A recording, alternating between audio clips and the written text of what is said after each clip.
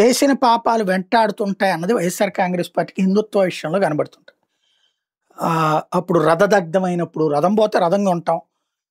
స్వామివారికి సంబంధించినటువంటి శిరస్సు భాగం కట్ చేశారు అన్నప్పుడు చివరికి అందులో కుట్ర కూడా ఉందని చెప్పి సిఐడి అధికారి స్వయంగా చెప్పి ఆ రంపాన్ని కూడా కనిపెట్టాక కూడా అసలు దాని మీద దర్యాప్తు చేయనీయకుండా విగ్రహం ప్లేస్లో విగ్రహం పెడతాం అన్నటువంటి కోణంలో మాట్లాడినటువంటి కొడాలి నాని లాంటి మాటలు కావచ్చు, లేకపోతే ఆ నోటి తొత్తర మాటలు ఇవాళకి కూడా వెంటాడుతున్నది వైఎస్ఆర్ కాంగ్రెస్ పార్టీ.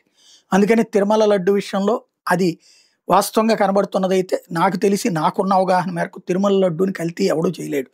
ఎందుకయ్యా అంటే అక్కడ స్వామివారి ముందు తప్పు ఒకసారి చేయగలుగుతారు, రెండోసారి దొరికిపోతారు. అక్కడ ఏళ్ల తరబడి జరిగిందంటే పచ్చి అబద్ధం. అప్పుడు కూడా పట్టుబడినప్పుడు కూడా ఆ నెయ్యిది కూడా అంతకుముందు అనేక సార్లు అట్లాగా ట్యాంకర్లు కల్తీ వచ్చిందంటే ఆపేయడం జరిగిపోతుంది. అక్కడ టెస్ట్ స్టార్టింగ్లో తెలిసిపోతుంది.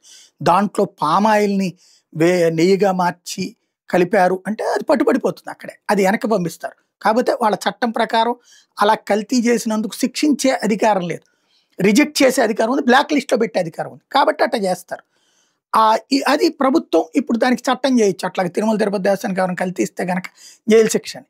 స్టిల్ నౌ ఆ ప్రాబ్లం అట్లాగే ఉంది.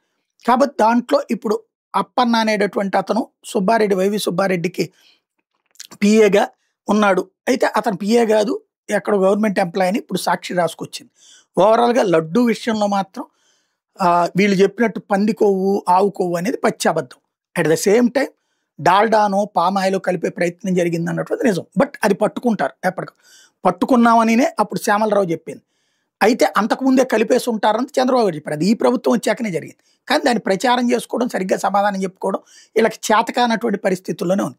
ఓవరాల్గా హిందుత్వ అంశమే రేపు పొద్దున జగన్కి చెక్ పెట్టడానికి వినియోగించుకునేందుకు తెలుగుదేశం సిద్ధమవుతోంది. ఈవెన్ వైసీపీ దానికి సరైనటువంటి రూట్లో కౌంటర్ లేదా తగినటువంటి మెకానిజం ఏర్పాటు చేసుకోవడంలో విఫలమవుతుంది.